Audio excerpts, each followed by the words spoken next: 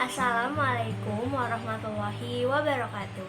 Halo semua, perkenalkan nama aku Suhaila Mufidah dari kelas 1C Prodi PGMI UIN Syarif Hidayatullah Jakarta. Di video kali ini aku akan menjelaskan tentang materi hubungan antar komponen ekosistem. Jadi sebelum kita masuk ke materi, kalian udah tahu belum sih apa itu ekosistem? Jadi, ekosistem itu merupakan suatu sistem ekologi yang terbentuk oleh hubungan timbal balik tak terpisahkan antara makhluk hidup dengan lingkungannya. Ekosistem sebagai suatu tatanan kesatuan yang secara utuh dan menyeluruh antara segenap unsur lingkungan hidup dan saling mempengaruhi.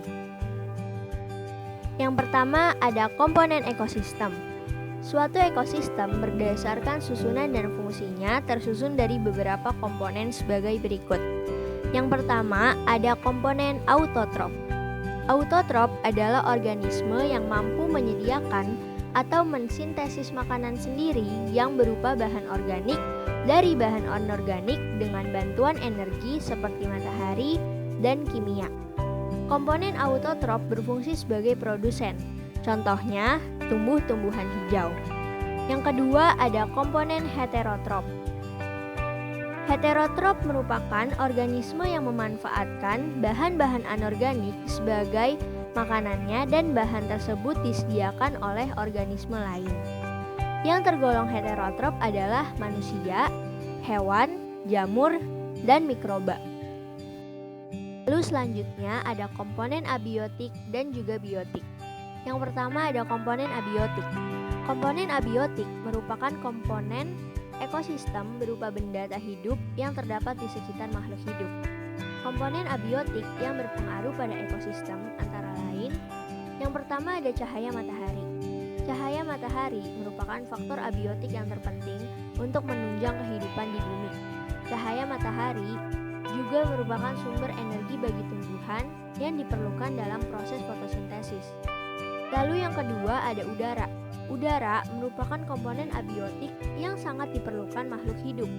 Hewan dan manusia menggunakan oksigen yang terdapat di udara untuk bernafas dan mengeluarkan karbon dioksida ke udara. Sedangkan tumbuhan mengambil karbon dioksida dari udara untuk proses fotosintesis dan menghasilkan oksigen sebagai produk sampingan. Yang ketiga ada suhu. Suhu sangat mempengaruhi lingkungan dan kehidupan makhluk hidup di lingkungan tersebut. Yang keempat ada air. Air merupakan faktor abiotik yang sangat penting untuk menunjang suatu kehidupan. Air juga merupakan suatu bentuk habitat bagi makhluk hidup. Lalu yang kelima ada tanah. Tanah berfungsi sebagai tempat hidup berbagai makhluk hidup dalam suatu ekosistem.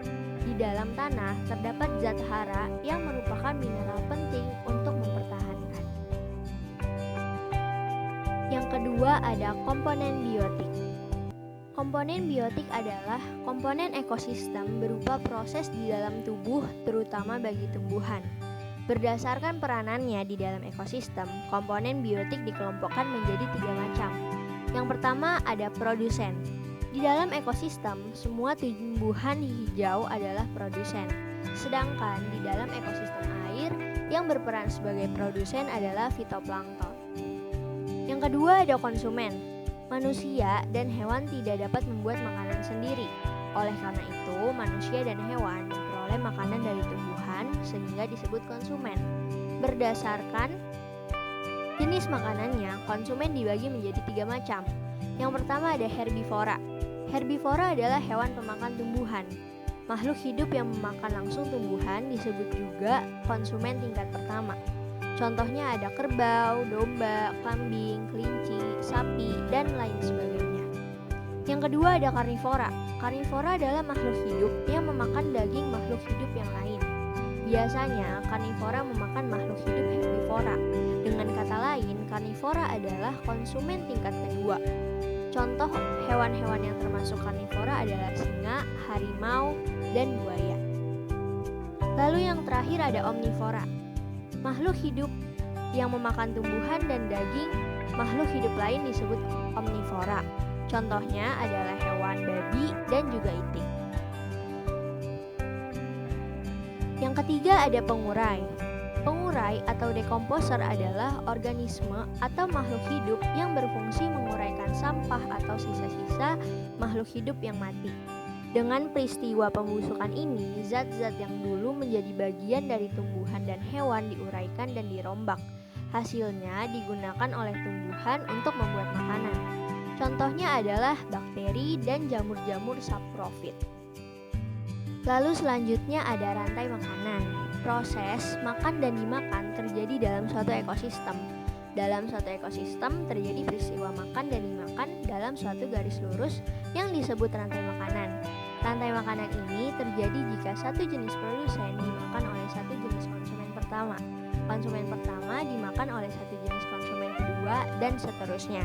Konsumen yang menjadi pemakan terakhir disebut konsumen puncak. Oleh karena itu, ada beberapa macam rantai makanan ditinjau dari komponen yang menduduki tingkat trofi pertamanya. Seperti rantai makanan peruput, jika kedudukan tingkat trofi pertamanya ditempati oleh produsen.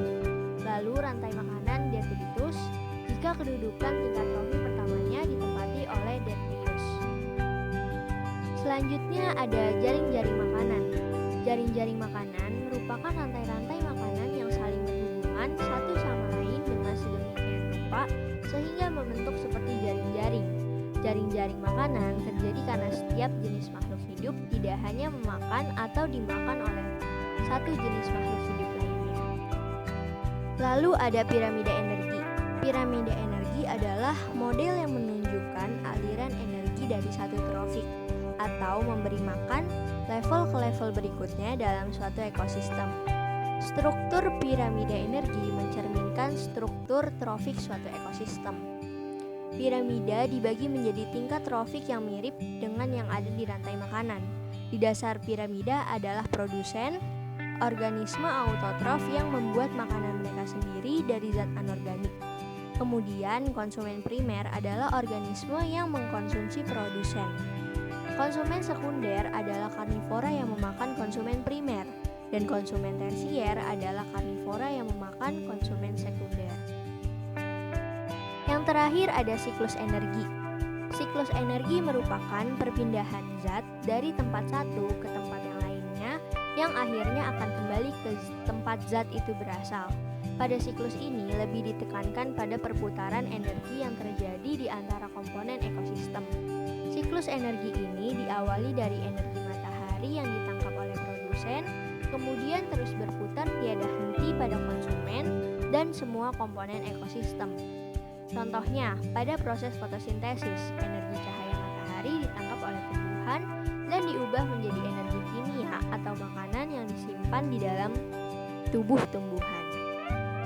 Sekian yang dapat saya sampaikan. Semoga apa yang saya sampaikan dapat bermanfaat. Kurang lebihnya mohon maaf. Wassalamualaikum warahmatullahi wabarakatuh.